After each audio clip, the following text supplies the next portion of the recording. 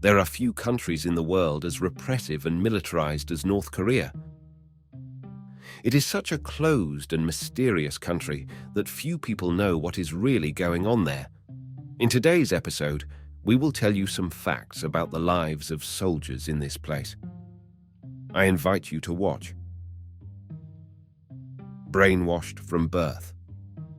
Considering how terrible the living conditions are there, one wonders how the dynasty survived. The Kims created one of the largest armies in the world without any riots or revolts. The answer to this is brainwashing, which begins at the age of 4 for every Korean child. Children are indoctrinated into the militaristic ideologies of the ruling Workers' Party through a series of terrible tactics. The schools are decorated with animal cartoon characters, soldiers carrying grenade launchers and machine guns that attack other animals.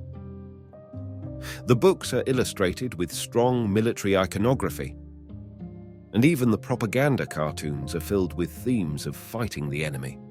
Moreover, children are often dressed in tiny military uniforms, and this is a reason for them to be proud. The North Korean equivalent of the Boy Scouts is called the Korean Association. Children sing songs with lyrics that give you chills. One that was translated reads, "3 million scouts will be guns and bombs. We will be guns and bombs for the general."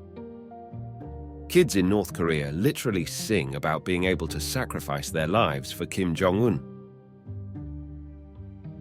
This brainwashing continues throughout life, enforcing the idea that people must do whatever their commander orders them to do. Everyone must serve. At the age of 17, all boys and girls must register for military service. Depending on their background and educational prospects, some may be excluded from the draft or have their service delayed, but all must be registered. There are minor exceptions to this. For example, the sons and daughters of many elites and members of political parties are often excluded from this obligation. Interestingly, Kim Jong-un himself is exempt from this. Even though he commands the entire army, he has never served in any part of it in his life. To maintain control of the nation, the Kims began to rely more heavily on conscription and changed the law to reduce the time required to serve there. Military service lasted up to 13 years, but from January 2021, a government directive shortened this period to 8 years for men and from 5 to 8 years for women. In 2012, the minimum height requirement for male soldiers was 145 centimeters. It has now been lowered to 142.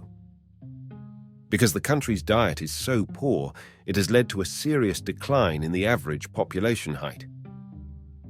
For comparison, the height requirements for men in the US Army start at 152 centimeters.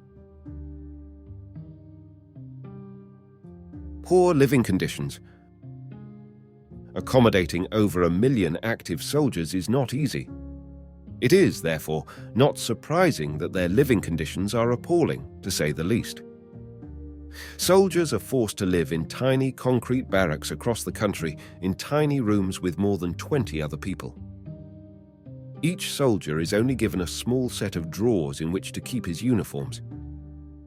Everyone sleeps together in bunk beds, and the mattresses provided to them are not very comfortable. They are made of cheap rice husks, which are practically impermeable to air and moisture. They absorb all the sweat and dirt, which makes the barracks smell terrible. Worse still, most rooms don't even have running water. Many soldiers have to wash outside with water from a hose or well. They have to do this even in winter when the outside temperature drops to -23 degrees. They also don't have air conditioning for hot summers. There is also no heating apart from a small wood-burning stove in each room. Most soldiers have to live like this for about 8 years. As you may have guessed, many diseases spread there without proper ventilation. In the early 21st century, an outbreak of a disease called SARS is believed to have swept through the military, taking the lives of countless soldiers. In addition, the COVID-19 pandemic has made its impact even more severe.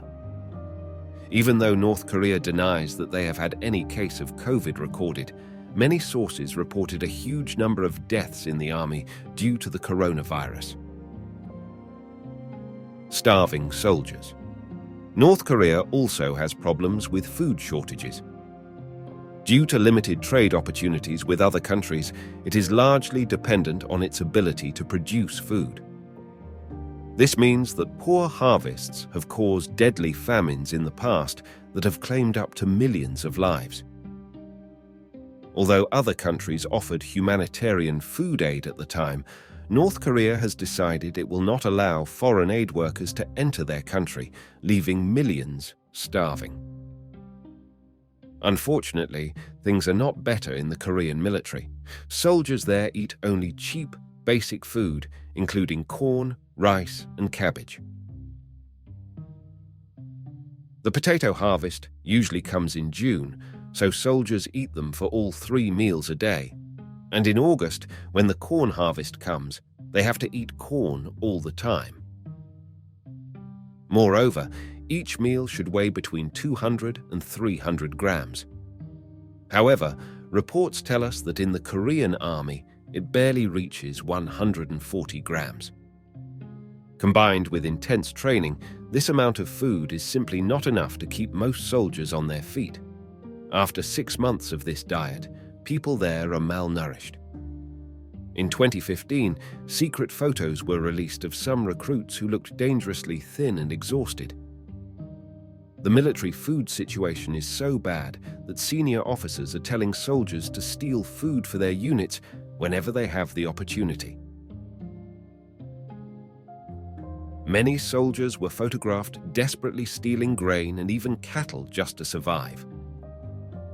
When a soldier becomes too malnourished to serve or even stand on his own 2 feet, he is sent on leave to his home. Their families feed him until he recovers. When a soldier recovers, he is sent back to the army.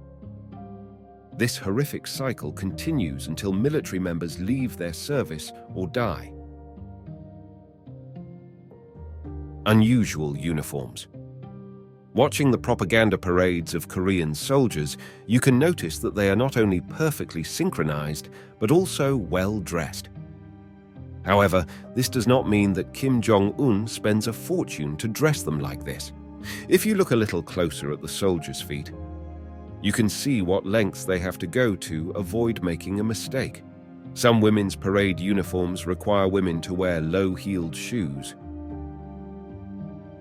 If anyone has ever worn high heels, you know perfectly well that stepping on them causes them to immediately fall off your feet. Instead of being provided with appropriate shoes, women have to painfully tie them to their feet with strings and rubber bands. In men, it is even worse. Soldiers are provided with a set of summer uniforms only once every 2 years and winter uniforms every 3 years. Shoes are replaced every 2 years. Unfortunately, they are of poor quality. One of the deserters said that the shoes were very poor and the inside was stuffed with cotton. After a few wears, they start to fall apart and chafe noticeably. Don't forget to subscribe to the channel to receive notifications about the latest episodes.